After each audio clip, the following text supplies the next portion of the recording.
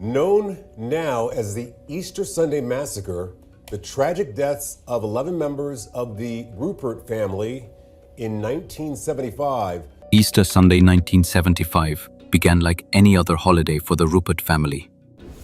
But it soon turned into a horrific nightmare, now known as one of the deadliest family massacres in American history. Today, we'll uncover how one seemingly ordinary man managed to murder 11 members of his own family. James Urban Ruppert was born on March 29, 1934, to Charity and Leonard Ruppert in Hamilton, Ohio. Alongside his older brother Leonard Jr., James grew up in a troubled home. Their father, Leonard Sr., was notorious for his violent temper, making the boy's childhood traumatic. To make things worse, Charity showed clear favoritism toward Leonard Jr., the more confident and outgoing son, while often neglecting James. James endured constant emotional abuse. His mother openly wished he'd never been born, longing instead for a daughter. This lack of parental love crushed James's self-esteem, turning him into a lonely and withdrawn child. To add to his misery, James developed an allergy to the chickens his father kept, but no one cared enough to protect him. When James was 12, his father died of tuberculosis, but the torment didn't end. Leonard Jr. quickly assumed the role of head of the family and became a relentless bully toward James. Struggling at school and with no friends to lean on, James was isolated. His mother continued to ignore him, deepening his sense of worthlessness. By age 16, the bullying and despair pushed James to attempt suicide by hanging himself with bedsheets, but he failed. This marked a turning point. James stopped trying to improve his life and accepted his role as the inferior son. Over the years, his resentment toward his mother and brother grew dangerously intense.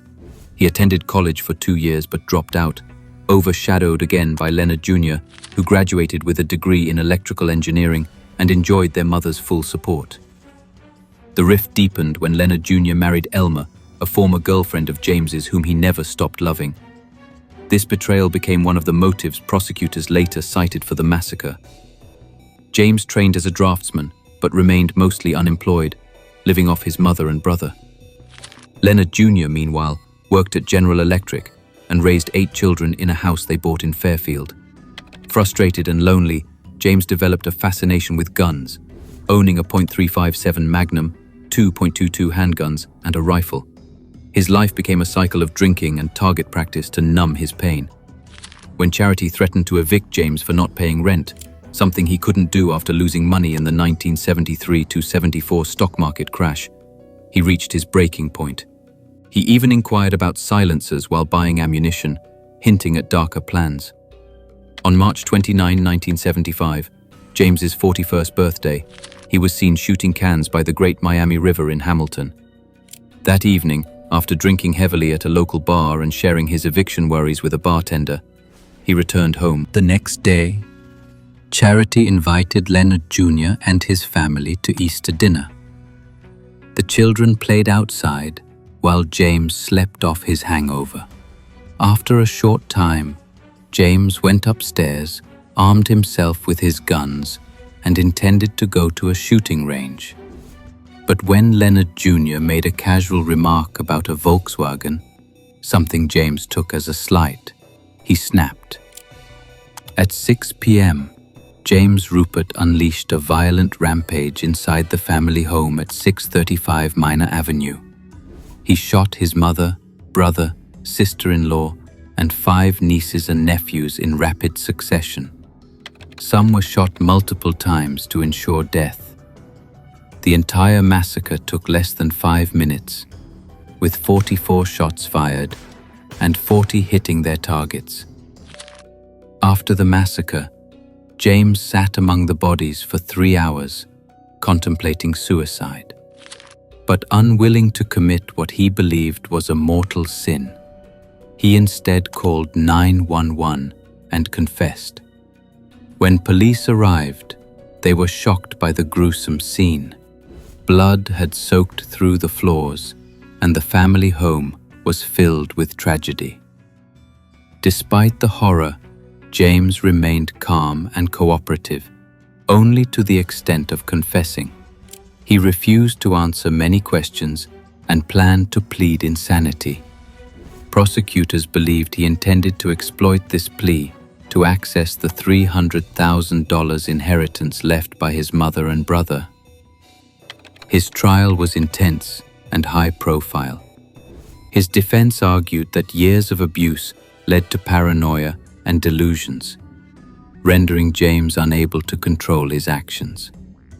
Psychiatrists testified about his mental state, while prosecutors painted the massacre as a calculated crime, pointing to James's preparation and the timing of the shooting to avoid detection. After multiple trials and appeals, James Ruppert was convicted on 11 counts of aggravated murder and sentenced to 11 consecutive life sentences. The death penalty had been banned in Ohio at the time, sparing him from execution. He spent 47 years in prison, repeatedly denied parole. In 2022, James Ruppert died of natural causes at age 88. The Ruppert family tragedy remains one of the darkest chapters in American true crime history. Their home was eventually sold, but rumors of hauntings and unexplained noises kept subsequent tenants away. A book titled Easter Sunday Massacre, A Prosecutor's Diary, written by the lead prosecutor's daughter-in-law, delves deeper into the case, offering a chilling look at the aftermath. What do you think? Was James Ruppert truly insane? Or was this a calculated act born from a lifetime of pain and resentment? Share your thoughts in the comments below.